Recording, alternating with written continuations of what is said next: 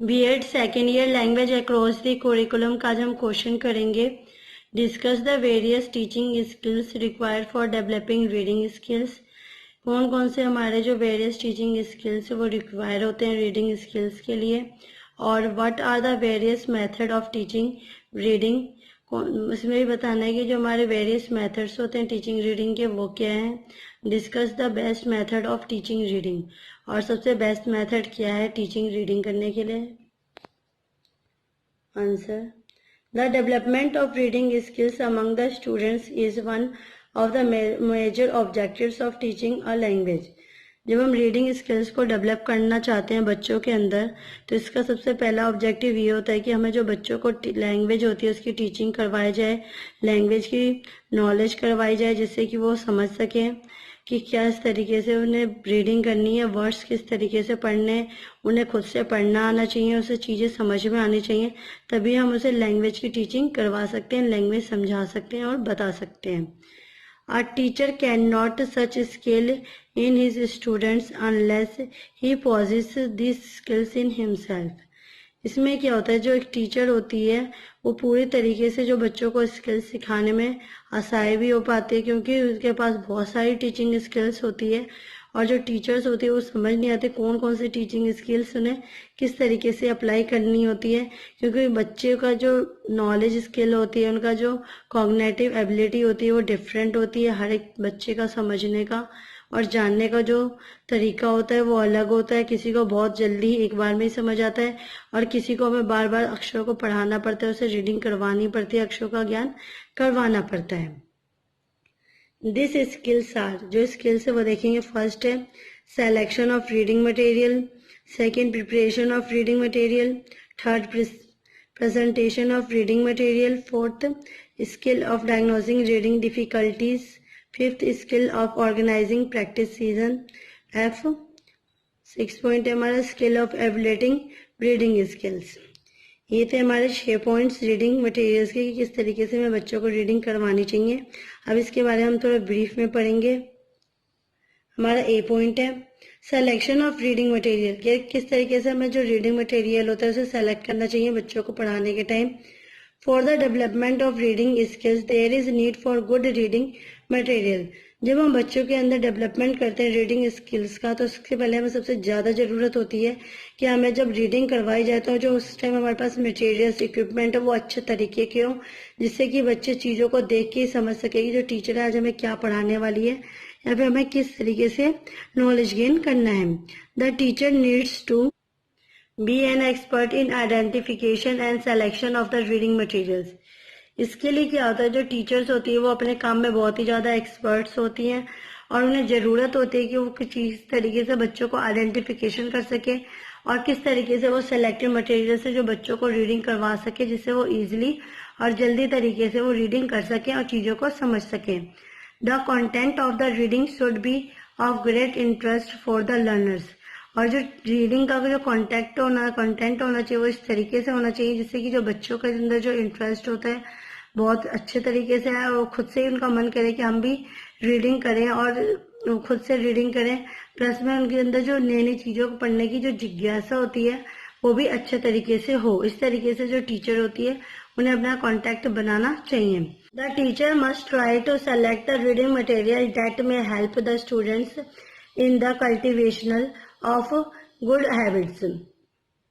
इसमें क्या कहा गया, जो टीचर होती है उसे ट्राई करना चाहिए कि वो सेलेक्टिव रीडिंग मटेरियल्स को ले, जिससे कि बच्चों को अच्छे तरीके से पढ़ा सके, उनके अंदर गुड हैबिट्स को ला सके, और जिससे कि वो चीज़ों को अच्छे से समझ के आगे बढ़ सके।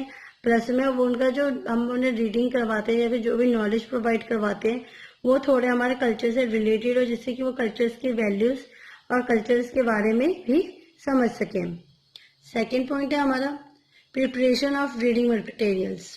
किस तरीके से हमें रीडिंग मटेरियल की प्रिपरेशन करनी चाहिए। Sometimes it's happen that the teachers fail to get any ready made material for reading. इसमें क्या होता है, कुछ टाइम में क्या होता है, कुछ कभी कभार ऐसा होता है जब जो टीचर्स होती है वो अपने मैनमेड मतलब जो बने हुए जो रेडीमेड मटेरियल्स आते हैं रीडिंग मटेरियल्स, उसे लेके आने में या फिर बनाने में वो क्या होता है आसाई हो जाती है, फेल हो जाती है। इसमें क्या होता है, in such a situation he should wear the responsibility of preparing the reading material himself.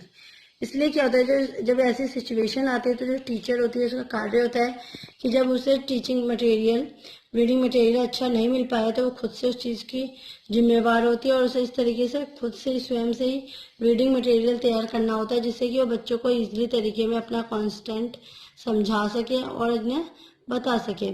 While doing so, he should keep in mind the age, mental level, linguistic background, interest, motivational, vocabulary, etc. of the student. और जब वो teaching material जो बच्चों के लिए बनाती है जिसमें वो बच्चों को प्रिपरेशन करवाती है रीडिंग की, उसे पूरा ध्यान में रख के करना होता है कि कितने एज के बच्चों को वो पढ़ा रही है, उनका जो मेंटल लेवल है वो क्या है, उनका लिंग्विस्टिक बैकग्राउंड है वो किस है, उनका किस चीज़ में इंटरेस्ट है, कैसे उसे मोटिवेशन कर सकते हैं, वोकेबलरी वो किस तरीके से यूज़ कर सकती है बच्चों के लिए. ये सारा चीज़ उसे अपने ध्यान में रख के ही उसे प्रिपरेशन करनी चाहिए रीडिंग मटेरियल की स्वयं से बनाने के लिए. सी पॉइंट है प्रेजेंटेशन ऑफ रीडिंग मटेरियल. अब जब हमारा रीडिंग मटेरियल बन गया तो उसे हमें कैसे प्रेजेंट करना चाहिए उसे देखना चाहिए. While presenting the reading material, the teacher has to ensure that such reading material is in the prescribed textbooks and supplementary books. इसमें क्या होता है, जब टीचर जो होती है रीडिंग मटेरियल को प्रेजेंट कर रही होती है बच्चों के सामने, तो उससे पहले जो टीचर्स होती है उसे पूरा प्रॉपर तरीके से ध्यान में देना चाहिए कि जो बुक्स होती है उसमें क्या क्या इक्विपमेंट क्या क्या टीचिंग मटेरियल बताए गए हैं जो कि उनकी बुक्स और सप्लीमेंट्री बुक्स है उसमें. Teacher should modulate his own voice as per the needs and requirement of the context. इसमें क्या होता है, जो टीचर्स होती है उन्हें भी अपनी वॉइस के ऊपर ध्यान देना चाहिए कि किस टाइम पे उन्हें कैसी वॉइस रखनी है. उन्हें बच्चों की ज़रूरत के ऊपर भी ध्यान देना चाहिए कि बच्चों को उनका कॉन्टेक्स्ट समझ आ रहा है नहीं आ रहा है, उन्होंने जो कॉन्टेक्स्ट लिया वो किस बेस पे लिया है, उनकी जो टेक्स्ट बुक्स है वो कैसी हैं. मतलब उन्हें सारा चीज़ को इस तरीके से लेके चलना चाहिए जो कि उनके टेक्स्ट बुक में बताया गया, तो उसी के बारे में उन्हें डिटेल में चार्ट पेपर हो गया या फिर कोई प्रेजेंटेशन हो गया उस चीज़ में उन्हें शो करके दिखा सके. The teacher should also explain meanings of difficult words and phrases.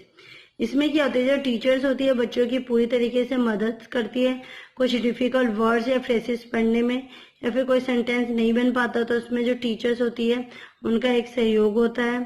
D point है स्किल ऑफ आस्किंग क्वेश्चंस.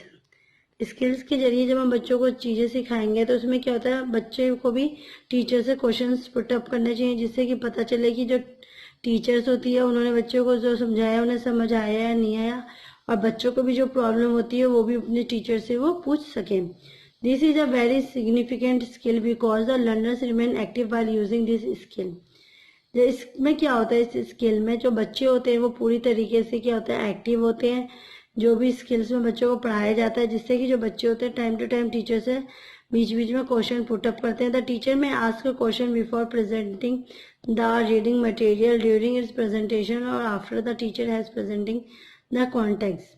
इसमें क्या होता है, जो टीचर्स होती है वो भी बच्चों से क्वेश्चन से पुट अप कर सकती हैं जब वो प्रेजेंटेशन दे रही होती है रीडिंग मटेरियल का उससे पहले में, और प्रेजेंटेशन देने के बाद में भी वो बच्चों से क्वेश्चन से पुट अप कर सकती हैं, क्योंकि जो भी वो टीचर वो प्रेजेंटेशन दिखाती हो तो उनके बुक से रिलेटेड ही दिखाती है, उनके कॉन्टेक्स्ट बुक में जो भी दिया जाता है उससे रिलेटेड होता है. The teacher should ask a question audible to the all student. इसमें क्या होता है, जो टीचर्स होती है वो क्वेश्चन करती है इस तरीके से बोलते हैं कि उस सारी आवाज़ जो टीचर बोलते हैं उसकी सारी आवाज़ क्या होता है बच्चों तक जाती है और बच्चे उसके रिस्पॉन्स देते हैं. The pronunciation stress intonation of the teacher should be proper. इसमें क्या होता है, जो टीचर जो बोलती है उसका प्रोनाउंसिएशन हो गया, स्ट्रेस हो गया, इंटोनेशन हो गया, वो भी बिल्कुल प्रॉपर वे में होता है, प्रॉपर तरीके से होता है. ई पॉइंट है skill of diagnosing difficulties. Skill के जरिए कैसे हम डायग्नोसिस कर सकते हैं डिफिकल्टीज को. Most of the students have one or the other difficulties in reading. बहुत सारे बच्चे ऐसे हैं जिन्हें कि एक या एक से ज़्यादा डिफिकल्टीज होती है बुक की रीडिंग करने में, किसी भी बुक्स कॉमिक्स या मैगजीन्स को रीडिंग करने में. It is the teacher's job to find solution to their difficulties. इसमें जो टीचर्स होती है उनका काम ही होता है कि बच्चों की जो भी डिफिकल्टीज आती है उसको सॉल्व करना, उसकी डिफिकल्टीज को दूर करना. The teacher will be able to perform his task efficiently only when he is very well aware of these responsibilities. इसमें क्या होता है, जो टीचर का जो परफॉर्मेंस होता है वो इस तरीके से होता है कि वो अपने काम में बिल्कुल सक्षम होती हैं, वो इसके बारे में उनको पूरी जानकारी होती है और वो अपने काम को पूरी रिस्पॉन्सिबिलिटीज के साथ करते हैं. This is an important skill require in a teacher both silent and loud reading. ये भी बहुत ज़्यादा ज़रूरी होता है इस स्किल्स में कि जो टीचर्स होती है साइलेंट और लाउड स्पीकिंग, लाउड रीडिंग के जरिए बच्चों को पढ़ा समझा सके. एफ पॉइंट है हमारा skill in organising practice session. इसमें क्या है, in order to develop reading skill of student the teacher should provide them sufficient practice.